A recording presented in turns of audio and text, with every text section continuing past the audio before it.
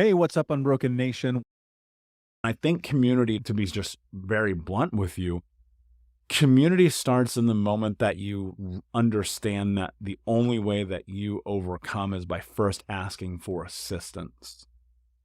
And that's a really hard pill for people to swallow. That's a very fucking hard pill for me to swallow in the beginning of this, because it was growing up of the you will figure it out, you're better off on your own, people will judge you mentality. But now, decade removed from the beginning of this journey and heading into the latter part of my 30s, like I think about this often.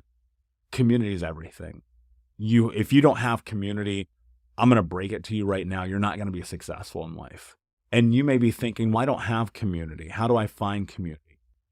You have to go and seek it. You have to go and create it. You have to go and build it. You have to go and put yourself in the rooms and around the people. You have to put yourself in a position to be close. You have to do all of those things, because without those things, you will not have it, and no one's going to hand it to you. You're not going to get magicked into community connection, and you're definitely not going to get Disneyed into commitment. And so the last C of this is commitment. You have to be doggedly, for lack of a better term, focused and simultaneously driven into creating change in your life, while understanding as well and additionally that you are the only one who is going to create that change. And committing isn't only about this idea of showing up, but it's about seeing it through, going through hell. It's like Churchill says, right? If you're going through hell, keep going. And I view this trauma healing journey as it's going through hell. It's stepping through the darkest caverns and holes and depths of not only the human psyche, but the emotional state that we've been brought up on to look at and go, okay, maybe this isn't where I want to be. And the further and deeper that you go down into the rabbit hole of understanding and defining who you are, the further that you understand the amount of commitment required to move through and navigate it, because without commitment, you won't see it through to the other side. People always, I've referenced this before, people start these journeys of diet, fitness, health, lifestyle, and they don't see it through.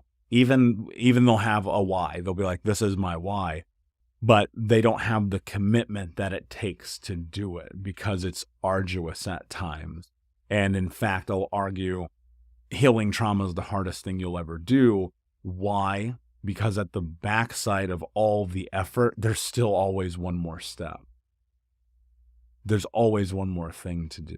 There's always one more conversation to have, one more action to take, one more conversation to be involved in. And I've said this before, I don't think it ends. I don't think the trauma healing journey ends. That's why I have coaches, and why I have a therapist, and why I read the books, and why I go to the conferences, and why I still do all these things all these years later, investing all of my effort, time, money, energy, and self into it, not only so I can be a better servant leader, which is what I certainly consider myself to be, but also so that I can look in the mirror and be okay with the reflection on the other side, knowing that I go all in. And again, I make mistakes. I fuck up all the time. It's the nature of being a human being. It's the nature of life. But you have to understand one thing unequivocally: the only way you move through and create the life that you want to have is what I always say: change only happens when you make change happen. Thus, you must create action. And the hardest actions involve the most stringent amount of commitment, because it's going to take time.